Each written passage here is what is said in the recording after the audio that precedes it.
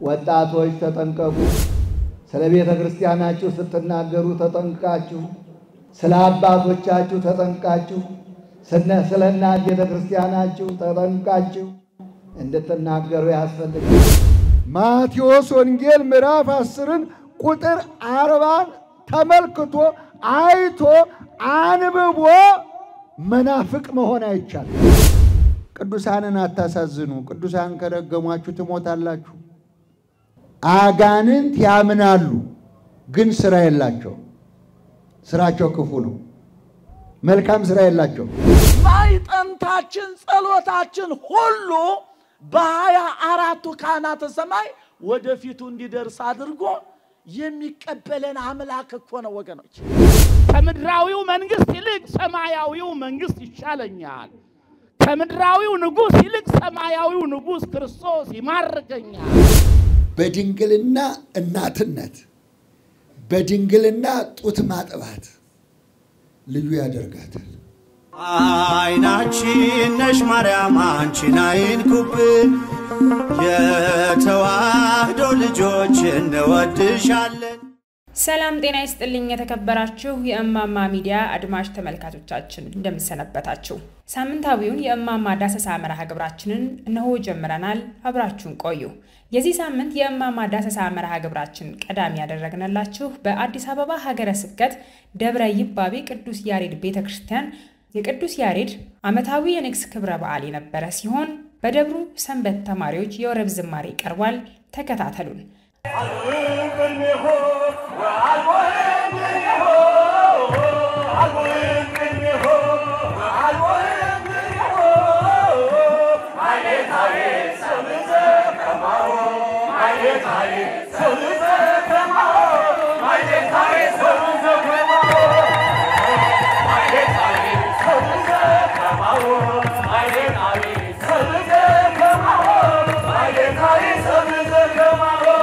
እንዲሁም በብፁዕ አቡነ ሳዊሮስ የስብከተ ወንጌል አገልግሎት ተሰጥቷል። የሰማዩና የምድር ንጉስ ለወደደው ብዙ ነገር ያደርጋል። ዛሬ የተሰበሰብንበት ዋናው ነገር ለወደደው ለቅዱስ ያሬድ ስለገለጠው ነገር ለማድነቅ ነው። አድንቀንም አንዘልቀውም። ወትመል ምድር እምስብሐተ እግዚአብሔር ምድር በእግዚአብሔር ክብር ትሞላለች ተብሎ በነቢያት እንደተነገረው ዛሬ ምድራችን በቅዱስ ያሬድ ዜማ በቅዱስ ያሬድ ማህሌት እየተሞላች ነው። ቅዱስ ያሬድ ግዕዙን በግዕዝ ይተረጉማል፣ ዜማውንም በዜማ ተርጉሟል። ይሁ ኃይለ ወጽና ለሕዝቡ የእስራኤል አምላክ ለሕዝቡ ኃይልንና ጽናትን ይሰጣል። ወይትባረክ ስመ እግዚአብሔር የእግዚአብሔርን ስም ያደረገ የእግዚአብሔር ስም ይክበር ይመስገን ይላል ነቢየ እግዚአብሔር ቅዱስ ዳዊት። በእውነት እግዚአብሔር ከኛ ጋር ነው ምእመናን። እግዚአብሔር አይተወንም፣ እግዚአብሔር አይረሳንም። ጽዮን ወደ እግዚአብሔር ስትጮህ ረስአኒኑ እግዚአብሔር ሀደገኒኑ እግዚአብሔር ትቶኛልን? እግዚአብሔር ረስቶኛልን? አለ። እግዚአብሔርን ሲመልስላት ኤረሳእኩኪ ጽዮን ሆይ አልረሳሁሽም መሰ ረስአት ብእሲት ጓላ አንሰ እየረሳኪ ጽዮን እናት ልጇን እንኳን ብትረሳ ዘመኑ ከፍቶ ጽዮን ሆይ እኔ አንቺን አልረሳሽም። እግዚአብሔር ሀገራችን አይተዋትም እና እግዚአብሔር ሁሉንም አይረሳ። ሁላችን ግን አእምሯችን ለመልካም ነገር የተከፈተ መሆን አለበት። እንደ ልድያ ብእሲት ፈራሂተ እግዚአብሔርን የምትፈራ ሴት የቅዱስ ጳውሎስን ትምህርት ታደምጥ ዘንድ እግዚአብሔር ልቧን አእምሮዋን ከፈተላት። በእውነት አሁን ለሁላችንም አእምሮአችን ለመልካም ነገር ይክፈትልን። አእምሮ ከምን ላይ ነው ያለ? እውነት ለመልካም ነገር እንደ ቅዱስ ያሬድ የተከፈተ ነው?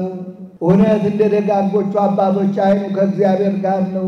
አእምሮው ለመልካም ነገር የተከፈተ ነው።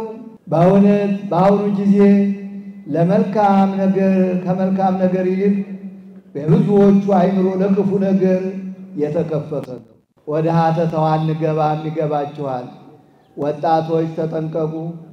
ስለ ቤተ ክርስቲያናችሁ ስትናገሩ ተጠንቅቃችሁ፣ ስለ አባቶቻችሁ ተጠንቅቃችሁ፣ ስለ እናት ቤተ ክርስቲያናችሁ ተጠንቅቃችሁ እንድትናገሩ ያስፈልጋል። ባለጌ በማዕድ ያፍራል፣ በነገር ይደፍራል ይባል። ያውም ከቅዱስ ፓትርያርኩ ከብፁዓን ሊቃነ ጳጳሳት ከካህናቱ ከንስሐ አባቶቹ ከገዛ ቤተ ክርስቲያን ነው የሚጀምረው። የቅዱስ ያሬድ ልጆች በእውነት ክብር ይገባችኋል። ልጆቻችሁንም እየተካችሁ ነው። በእውነት ክብር ለሚገባው ክብር ስጡ ስለሚል ክብር የሚገባው ክብር ካለ ለእናንተ ይገባል ብለን ነው የምናስበው፣ የምንጸልየው፣ የምንመኘው። የወጣቱ ሞራል የወጣቱ ዝማሬ በጣም ነው ደስ የሚለው። ግን ዳር ዳሩን እየሄደ ነው። ለምን ባህር ድጓ አይገባም አይማርም? ለምን እናት ድጓ አይማርም? ለማን እየተወው ነው? በእውነት እናንተ ለሌላው አርአያ መሆን ያስፈልጋችኋል። እንዲሁም በትርጓሜ በኩል ያለውንም ቀረብ ብላችሁ ተማሩ። ደግሞ ለሌሎችም እናንተ እንድታስተምሩ ሁኑ እና ለመልካም ነገር አእምሮአችን ከተከፈተ እግዚአብሔር ሁሉን ነገር ይገልጥልናል። ሰላሙም ፍቅሩም ሁሉም ለእኛ ይሆናል። ቤተ ክርስቲያናችን እንታደጋታለን። ቤተ ክርስቲያናችን የምትታደጋት ቃሉን በመስማት ቃልህን አገኘሁት በላሁት እንደ ቅዱስ ኤርምያስ እንደ ሌሎችም ነቢያት እንደ ቅዱስ ያሬድ መሆን አለበት። ትውልዱ ለውጥ የሚያመጣ ቅዱስ ያሬድ ቀመመው፣ አሳምረው፣ አስወደደው። ደህና ድግስ ተደግሶ አስተናባሪ ከሌለ ከንቱ ነው።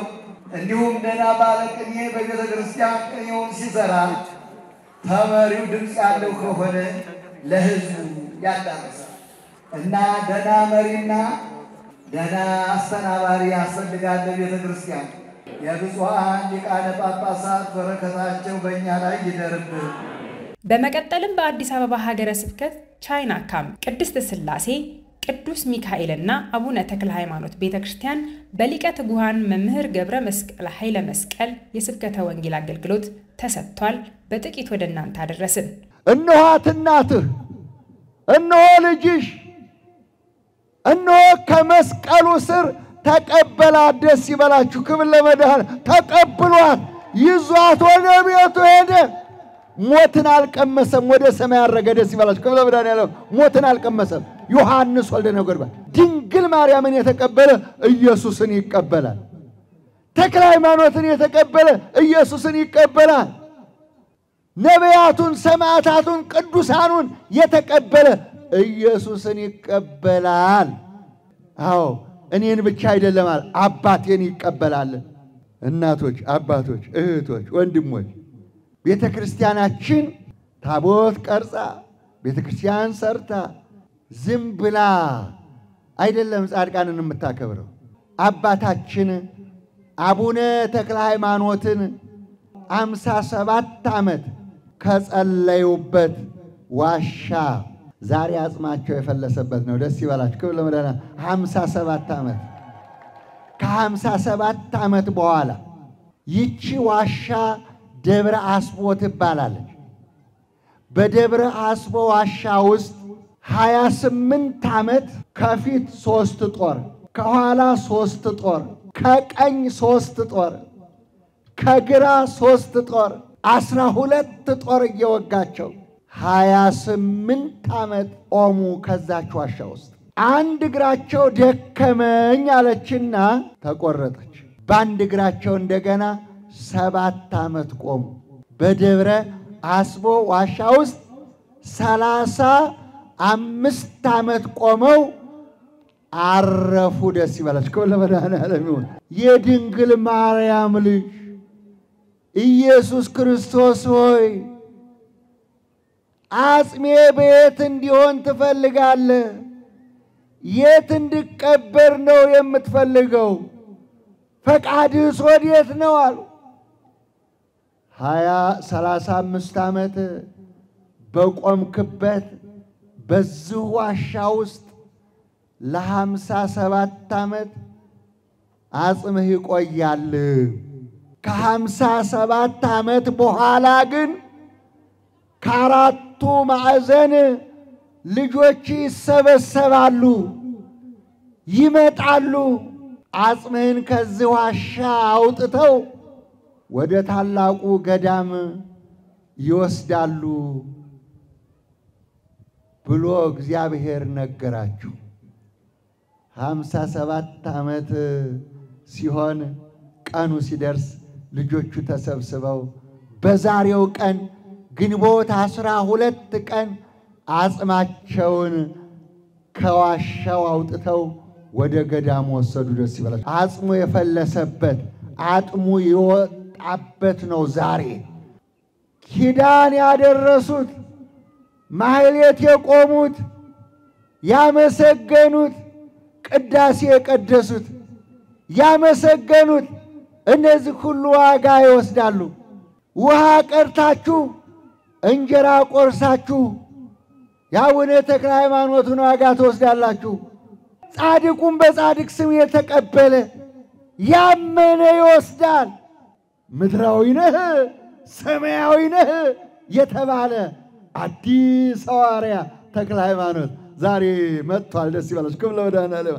ከ24ቱ ካህናተ ሰማይ ጋር 25ኛ ሆኖ የሥላሴን መንበር ያጠነ ነው ተክለ ሃይማኖት። ክብር ለመድኃኔዓለም። ማቴዎስ ወንጌል ምዕራፍ 10 ቁጥር 40 ተመልክቶ አይቶ አንብቦ መናፍቅ መሆን አይቻልም። ንብረቱን፣ ሀብቱን፣ ሚስቱን፣ ልጁን፣ ወንድሙን፣ እናቱን፣ አባቱን ሁሉንም የተወ ለእግዚአብሔር መንግሥት ስለ ጌታ ኢየሱስ ክርስቶስ ስለ ስሜ የተወ 100 እጥፍ ዋጋ ይቀበላል። ደስ ይበላችሁ። ከለ መድኃኔዓለም ለዘላለም በ12ቱ ነገድ ተቀምጣችሁ ትፈርዳላችሁ ብሏቸዋል። ክብር ለመድኃኔዓለም ይሁን። እናታችን ቅድስት ክርስቶስ ሰምራ 12 ልጅ ወልዳለች። በዓለም 11ዱን ልጆች በቤታ ትታ 12ኛውን ልጅ አዝላ በነነች። 12ኛውን ልጅ በሌሊት አዝላ የሞቀ የደመቀ የተረፈ የተትረፈረፈ ቤቷን 372 አገልጋዮች ንጉሡ አፄ ገብረ መስቀል ሰጥቷታል። አንድ ነገር ነው ግን ለምነናው ያበቃል። አንድ ክፉ ገረድ ነበረችና ከዛ ውስጥ እየበጠበጠች ስታስቸግር ስትረግማት ሞተች። ቅዱሳንን አታሳዝኑ፣ ቅዱሳን ከረገሟችሁ ትሞታላችሁ። አለቀሰች፣ ጮኸች። ወደ እግዚአብሔር ስትጮህ እግዚአብሔር ያችን የሞተች ልጅ ያስነሳላት። እግዚአብሔር እንዲህ ካደረገልኝ ከቤት ወጥቼ ብለምነውማ እንዴት ያደርግልኝ ይሆናለችና 12ኛውን ልጅ አዝላ ደብረ ሊባኖስ ገባች። ክብር ለመድኃኔዓለም ይሁን። ሌላው በአዲስ አበባ ሀገረ ስብከት ቦሌ አራብሳ በኬ ቅዱስ እግዚአብሔር አብ ቤተክርስቲያን በሊቀ ትጉሃን መምህር ገብረ መስቀል ኃይለ መስቀል የተሰጠ የስብከተ ወንጌል አገልግሎት ነው። እርሱንም በጥቂት ወደ እናንተ አደረስን። አጋንንት ያምናሉ ግን ስራ የላቸው። ስራቸው ክፉ ነው። መልካም ስራ የላቸው። ቅዱስ ያዕቆብ ምን አለ? እምነት ያለዋል ስራ ግን የሌለው ሰው እምነቱ የሞተ ነው። መልካም ስራ ተብለው በመጽሐፍ ቅዱስ የሰፈሩት የተቀመጡት ምን ናቸው? እግዚአብሔር የማይታይ የማይዳሰስ የማይጨበጥ እንደሆነ ሁሉ ውስጣችሁ ያለችው ነፍስ ውብ ናት። እምነት ማለት የማይታይ ነው። አሁን ስጋ እንደሚታይ ስራ ይታያል። እምነት እንደማይታይ ደግሞ እግዚአብሔር አይታይም ማለት ነው። ግን በመካከላችን አለ። ደስ ይበላችሁ። ክብር ለመድኃኔዓለም ይሁን። እምነት ቢኖረው ስራ ከሌለው እምነቱ የሞተ ነው ማለት ነው። ስራ ኖሮት እምነት ከሌለው ስራው የሞተ ነው ማለት ነው። ስለዚህ ልክ ነፍስና ስጋ ተባብረው ተቃቅፈው ተቻችለው እንደሚኖሩ ሁሉ ልክ ምግባር ከሃይማኖት ሃይማኖት ከምግባር ተጠባብቀው ተያይዘው መኖር አለባቸው። እኔና እናንተ ግን የምናመሰግነው የምንሰራው ለመጽደቅ ነው። ደስ ይበላችሁ። የመጀመሪያው መልካም ስራ የተባለው አስራት በኩራት ማውጣት ነው። ስለዚህ ሰው እግዚአብሔርን ሊሰርቅ ይችላልን ይላል። እግዚአብሔር 1000 ብር ሰጥቶ ስንት ስጡኝ አለ። ሁለተኛው በመጽሐፍ ቅዱስ በትንቢተ ሐጌ ምዕራፍ 4 ቁጥር 8 እንደተጻፈው ወደ ተራራ ውጡ፣ እንጨትንም ቁረጡ፣ ቤቴንም ስሩ፣ በእርሱ ደስ ይለኛል፣ እኔም መሰገንበታለሁ ይላል። ደስ ይበላችሁ። ክብር ለመድኃኔዓለም። እግዚአብሔር መሬቱን ሰማይን አስጌጠው ይላል። ለሰለሞን ግን ከምድር ዳርቻ እስከ ምድር ዳርቻ የሚደርስ ጥበብ ተሰጥቶታል። ያ ጥበብ ግን 46 ዓመት እግዚአብሔር የሚመሰገንበት ቤተ መቅደስ መስራት ነው። ሶስተኛው ደግሞ 6ቱ ቃላተ ወንጌል በማቴዎስ ወንጌል ምዕራፍ 25 ቁጥር 34 ብራብ አበላችሁኝ፣ ብጠማ አጠጣችሁኝ፣ ብታረዝ አለበሳችሁኝ፣ እንግዳ ሆኜ ብመጣ ተቀበላችሁኝ፣ ብታሰር አስፈታችሁኝ፣ ብታመም መጥታችሁ ጠየቃችሁኝ። እናንተ የአባቴ ቡሩካን ዓለም ሳይፈጠር ወደ ተዘጋጀላችሁ መንግሥተ ሰማያት ግቡ ይላችኋል። ደስ ይበላችሁ። ክብር ለመድኃኔዓለም። ይሄ ነው እንጀራ ቆርሰው ውሃ ቀድተው ለድሃ ያልሰጡ፣ በሽተኛ ያልጠየቁ፣ የታሰረ ያልጠየቁ፣ እንግዳ ያልተቀበሉ፣ እነዚህን በግራ ያሉትን ደግሞ እናንተ እርጉማን ወደ ዘላለም እሳት ሂዱ ይላቸዋል። ከዚህ አድነን በሉ እስቲ። እንዲሁም በኢትዮጵያ ኦርቶዶክስ ተዋሕዶ ቤተክርስቲያን ቴሌቪዥን ባለን የአየር ሰዓት የተሰጠውን የስብከተ ወንጌል አገልግሎት ወደ እናንተ አደረስን። ተከታተሉን። እሱ ራሱ በኪሩቤል ዙፋን ላይ መቀመጥ የፈለገ ፍጡር አይኑ የሚያርፍበትን ነገር ለመፍጠር ነው። ወደ እነዚህ ቅዱሳን ከመውረዱ በፊት አስታራቂዎችን ከሰማይ መፍጠሩን ለመግለጥ ነው። የዛሬዎቹን ካህናት የሚወክሉ ምሳሌዎቻቸው አምሳል መርገፎቻቸው የሚሆኑ 24 ካህናተ ሰማይን አዘጋጅቶ በጸሎት በጽና ምክንያት መስዋዕትን ጸሎትን የሚያሳርጉ እነዚህ ካህናት 24 ናቸው ይላል። ለሥላሴ ክብርና ምስጋና ይገባል ብሎ ቄሱ ስብሐት ወክብር ለስሉስ ቅዱስ ብሎ ዕጣኑን ባርኮ ጸልዮ ሸፍ ሲያደርገው ከሱራፌል ማይጠንት ሂዶ ጥልቅ ሲል 24ቱ ካህናተ ሰማይ ብድግ አድርገው ወስደው ከአምላክ ፊት ስብሐት ወክብር ለስሉስ ቅዱስ ይላሉ ማለት ነው። ማይጠንታችን ጸሎታችን ሁሉ በ24ቱ ካህናተ ሰማይ ወደፊቱ እንዲደርስ አድርጎ የሚቀበለን አምላክ እኮ ነው ወገኖች። ዲያብሎስ የተጣላን በምን ምክንያት ነው ካላችሁ ኢየሩሳሌም ሰማያዊት ዲያብሎስ ክዶ ሲወጣ ለኔና ለናንተ ስለተሰጠ ነው። ምእመናን ዛሬ ዲያብሎስ የሚያስተን የሚታገለን ይሁሉ ግብ ግብ የሚገጥመን በሱ ቦታ እኔና እናንተ ስለተካነበት ነው። ሌላው በዚህ ሳምንት ከምናስቃኛችሁ የእማማ ዳሰሳ መርሃ ግብራችን መካከል ደብረ ከዋክብት አቡነ አረጋዊና ገብረ መንፈስ ቅዱስ ቤተክርስቲያን በነበረው የንግስ ክብረ በዓል የደብሩ ሰንበት ተማሪዎች ያቀረቡትን ያሬዳዊ ዝማሬ ወደ እናንተ አደረስን። ተከታተሉን። ቤተ ማርያም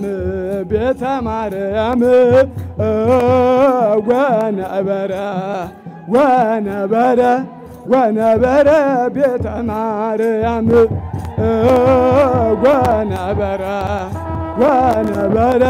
ወነበረ ቤተ ማርያም ቤተ ማርያም ቤተ ማርያም ቤተ ማርያም ቤተ ማርያም ቤተ ማርያም ቤተ ማርያም ወነበረ ወነበረ ወነበረ ቤተ ማርያም ወነበረ ወነበረ ወነበረ ቤተ ማርያም። እንዲሁም በመልአከ ሰላም አምደ ወርቅ ደሴ የስብከተ ወንጌል አገልግሎት ተሰጥቷል። እነ መርኬዛ ግን አረሱትም፣ እግዚአብሔርን ያገለግሉት ነበር። በመንፈሳዊ ሕይወታቸውም ጸንተው ይኖሩ ነበር። ግን ልጅ አልነበራቸውም ይላል። እንደነ ሐና ልጅ ስጠን፣ እግዚአብሔር ጸሎታቸውን ሰማ፣ ልጅ ሰጣቸው። ገብረ ክርስቶስን ያሁኑን ታላቁን አባት ገብረ ክርስቶስን ወለዱ። ገብረ ክርስቶስ አስቀድሞ የክርስቶስ ምርኮኛ ሆኗል። ገብረ ክርስቶስ አስቀድሞ ዓለሙኒ ኃላፊ ንብረቱኒ ኃላፊ እስመ ኩሉ ኃላፊ ውእቱ፣ ዓለሙና ምኞቱ ኃላፊ ነው፣ ሁሉ ያልፋን የሚለውን የዮሐንስን መልእክት አንቧል። ካገባ በኋላ ሰርጉ ተደግሶ ተበልቶ ተጠጥቶ ህዝቡ እድምተኛ ወደ ቤቱ ሲሄድ ሥርዓተ መራት ወመራዊ አድርሱ ተብሎ ወደ ጫጉላ ቤት ከገባ በኋላ ገብረ ክርስቶስ በመንፈቀ ሌሊት ተነስቶ ጸሎት ካደረሰ በኋላ ከሚስቱ ጋር አንድ ቃል ኪዳን ማድረግ ፈለገ። እህቴ ሆይ አላት፣ የአባቴ ስልጣን ቀሪ ነው፣ የአባቴ መንግስት ምድራዊ ነው። ከምድራዊው መንግስት ይልቅ ሰማያዊው መንግስት ይሻለኛል። ከምድራዊው ንጉስ ይልቅ ሰማያዊው ንጉስ ክርስቶስ ይማርከኛል።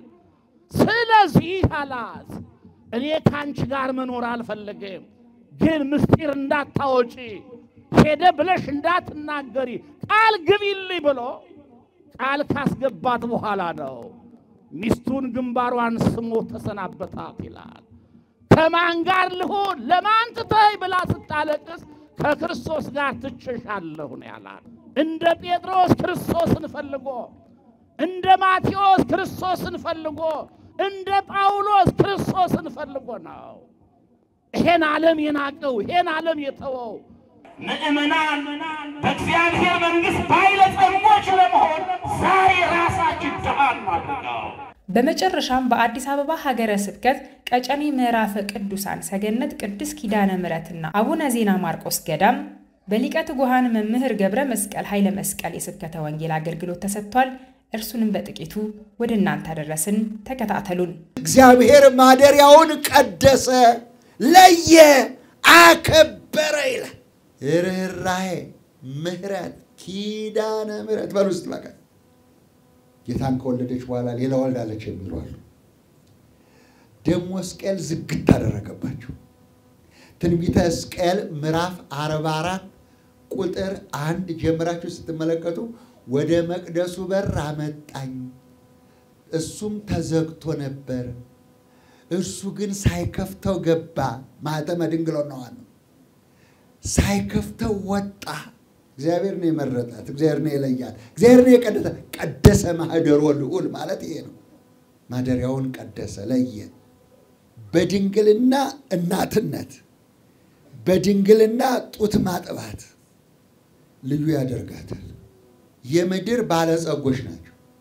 እናታችን አድኝነ አስታርቂን ብለው ይማልላሉና ልዩ ያደርጋታል። ክብር ለመድኃኔዓለም ይሁን። የተከበራችሁ ውድ አድማጭ ተመልካቾቻችን ሳምንታዊውን የእማማ ዳሰሳ መርሃ ግብራችንን በዚሁ አጠናቀቅን። ስለተከታተላችሁን ከልብ በማመስገን ቀጣይ ሳምንት በሌሎች መርሃ ግብራት እስከምንገናኝ መልካም ሳምንት ተመኘን።